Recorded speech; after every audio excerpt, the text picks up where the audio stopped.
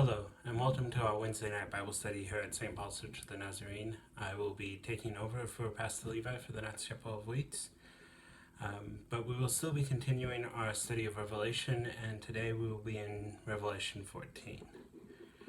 As a reminder, we have been studying Revelation with eye on the ending, with this recognition of the way that Revelation ends, and that Revelation was written not to create fear, but to encourage the people of God to be faithful in the midst of chaos and persecution, and to open their eyes to reality as it really is, and not as those with power have often presented it.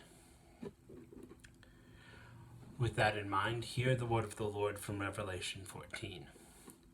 Then I looked, and there was the Lamb, standing on Mount Zion, and with him were 144,000 who had his name and his father's name written on their foreheads. And I heard a voice from heaven like the sound of many waters and like the sound of thunder. The voice I heard was like the sound of harpists playing on their harps. And they sing a new song before the throne and before the four living creatures and before the elders.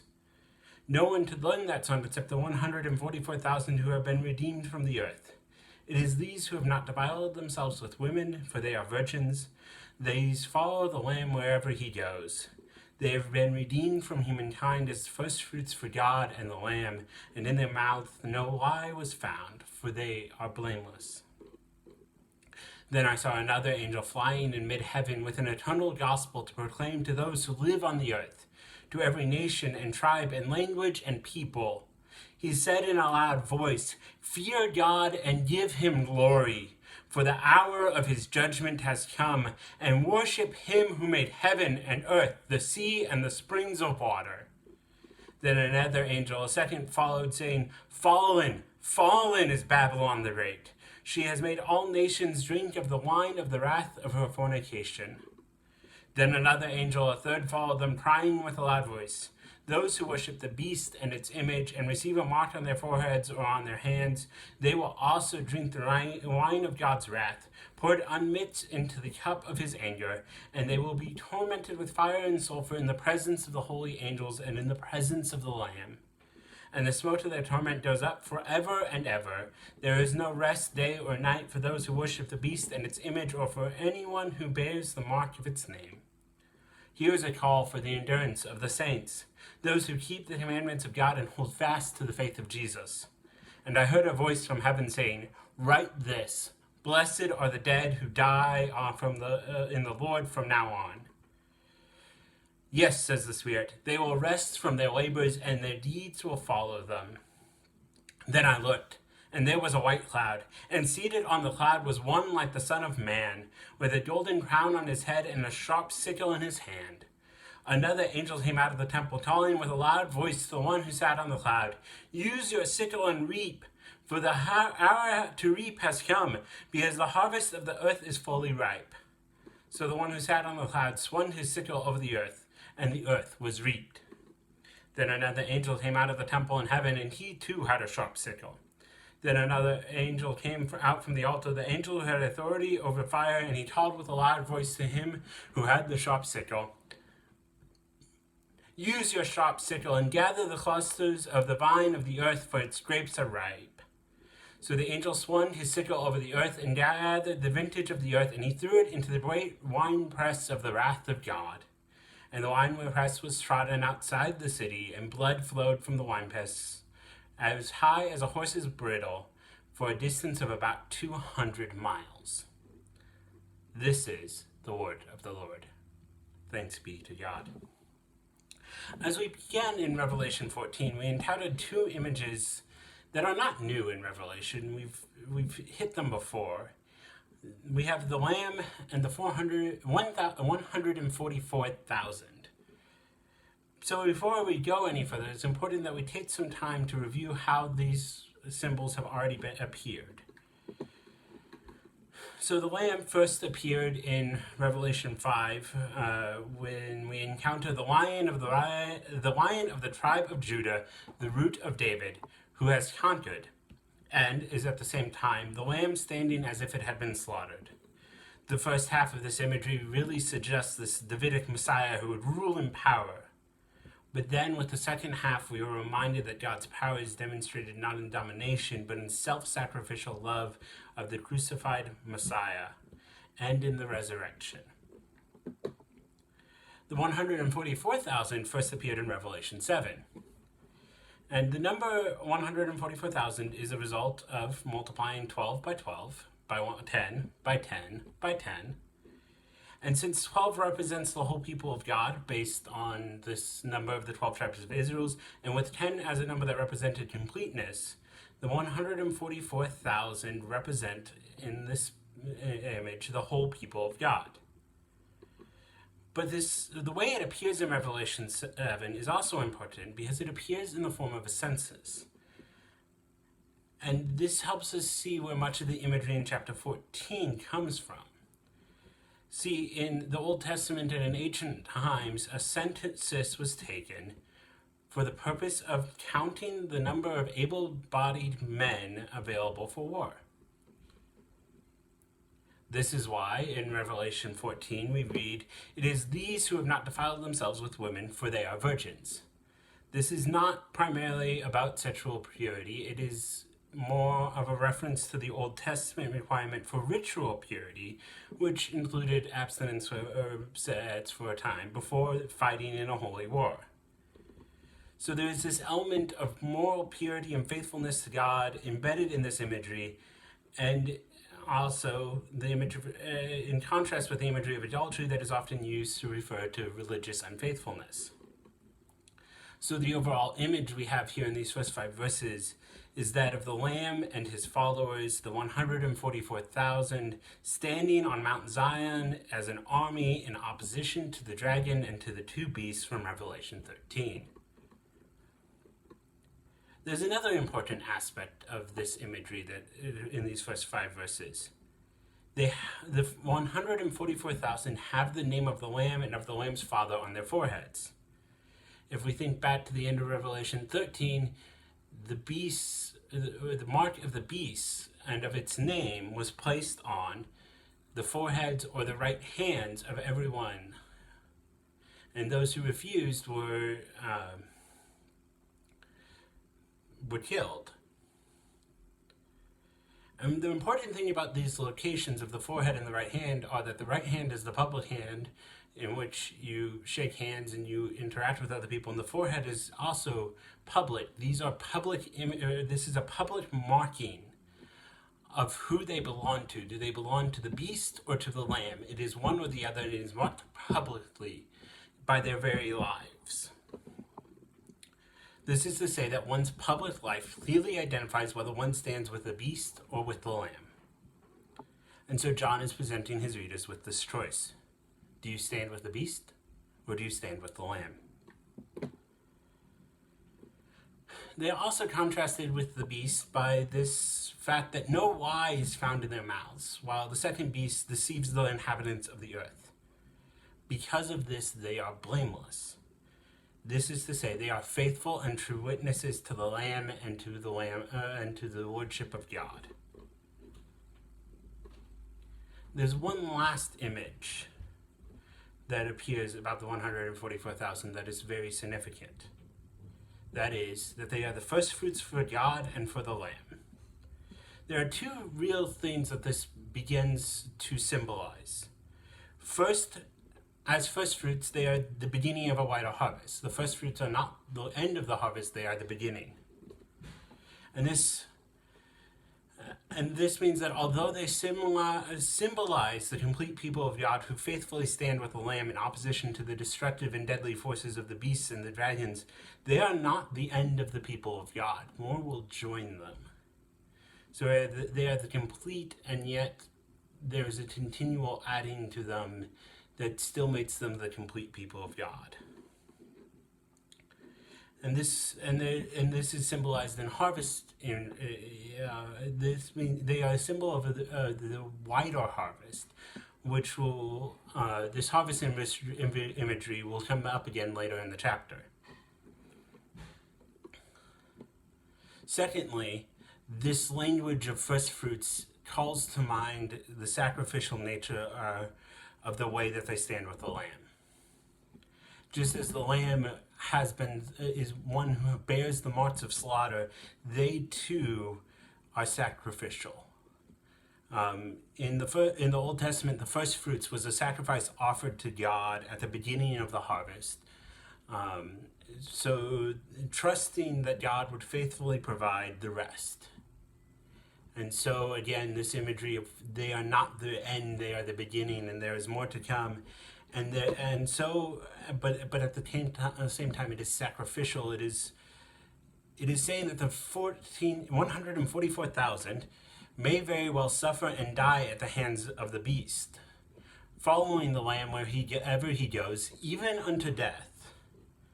But that this is not the end of the story, for God will bring about a greater harvest through their public witness in their life and in their speech. In that second section of Revelation, we have these three angels who appear, and they're flying in mid-heaven with a message to proclaim. The first has an eternal gospel. And so he proclaims the good news of God by crying out, "Fear God and give him glory, for the hour of his judgment has come, and worship him who made heaven and earth and the sea and the springs of water." And although this may not seem like good news, very rarely do we want to face judgment. It becomes good news when we understand this from the perspective of people who are suffering from those who are in power, from those who threaten them with death, and of whom, as it was asked of the beast, people are asking, who is like them and who can fight against them?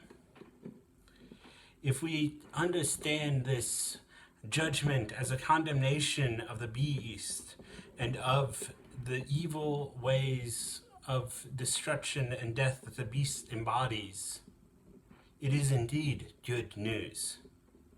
It is good news for the faithful people of God and for the people who have suffered under the beast.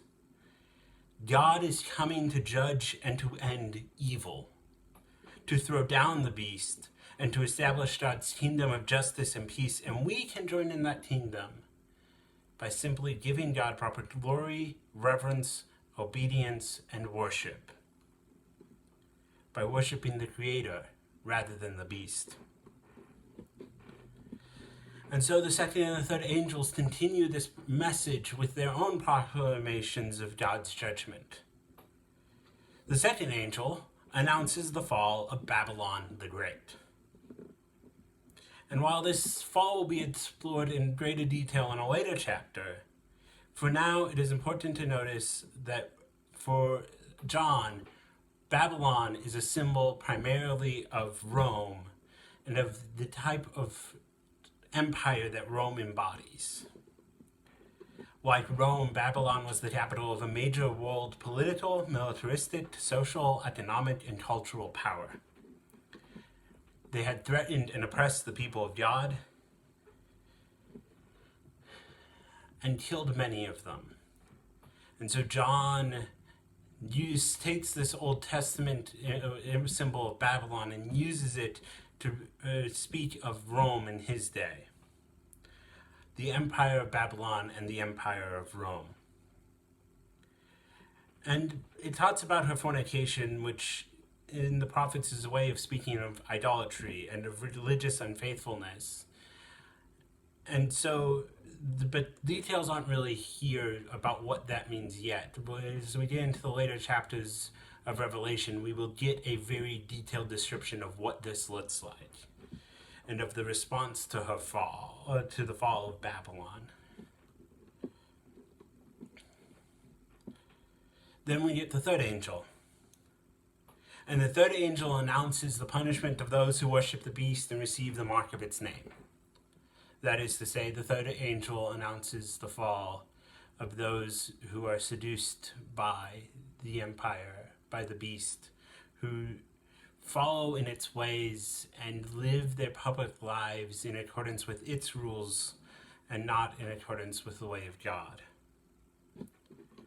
And whatever else this section means, whether or not we understand the fire and sulfur as literal or symbolic, which is quite possible, and one of the symbolisms of fire is purifying. Whatever else this means, this passage is a warning to the people of God not to abandon the Lamb and follow the beast. It is a warning that to join with the beast is to stand against God and the Lamb, and at the end will not be pleasant. What this will look like is up for debate. Whether or not this is meant to be understood as a literal fire and sulfur is up for debate. Probably not, considering the highly symbolic nature of Revelation. But it's not pleasant, whatever it actually is. So John follows it up with a call for endurance from the holy people of God, keeping the commandments of God and holding fast to the faith of Jesus. Again, John is warning them, don't abandon your faith and the commandments of God for the worship of the beast and following in its ways. Hold fast. Be faithful. This is also why those who die in the Lord are blessed, because they do not have to experience the suffering and the pain that will come upon those who faithfully follow the Lord in the midst of a land ruled by the beast. They will receive their rest from their labor of faithfully following the Lamb wherever he goes, and from the war that the beast wages on the faithful people of God. Finally, we end the chapter with two harvests. And the first comes at the hand of one like the Son of Man. This imagery of the Son of Man language draws from Daniel 7, where we see one like the Son of Man is given everlasting dominion and glory and kingship. And this language is taken up in several places in the New Testament, especially in the Gospels, as a reference for Jesus. So in this first harvest, we have Jesus reaping a fully ripe harvest from the earth. Probably this is an image of the salvation of those who believe and who faithfully follow Jesus. The imagery of those of whom the 144,000 who stand with the Lamb on Mount Zion are the first fruits. The second one, however, is definitely one of judgment.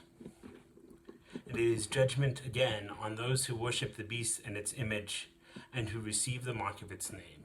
It is judgment on those who follow the way of the beast and give in to its desires and worship instead of following the Lamb. It is an image of the judgment of God coming on those who join with the beast in its destructive and deadly ways. It is a warning that God will not allow evil to continue to distort and destroy God's good creation and to kill the human beings who bear the very image of God. But for those who faithfully follow the Lamb, this is still good news, because it means that the forces that have threatened and oppressed and even sometimes killed them will not be allowed to continue forever.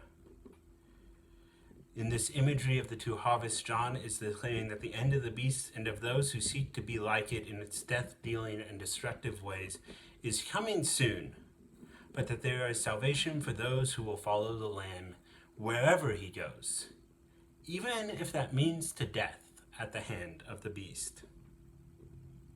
And for those who bear witness in their public life and their honest testimony to the lordship of the Lamb and of the Creator God, who exhibits power not like the beast in self-serving and destructive ways, but in self-sacrificially loving ways. May our prayer be that we would be faithful followers of the self-giving Lamb, who bear true witness to the love and lordship of God in our public lives and in our speech, and that we might seek to call others out of the destructive ways of the beast in whatever forms it takes today. May the God of peace himself sanctify you entirely. May your whole soul, spirit, and body be kept blameless and sound at the coming of our Lord Jesus Christ.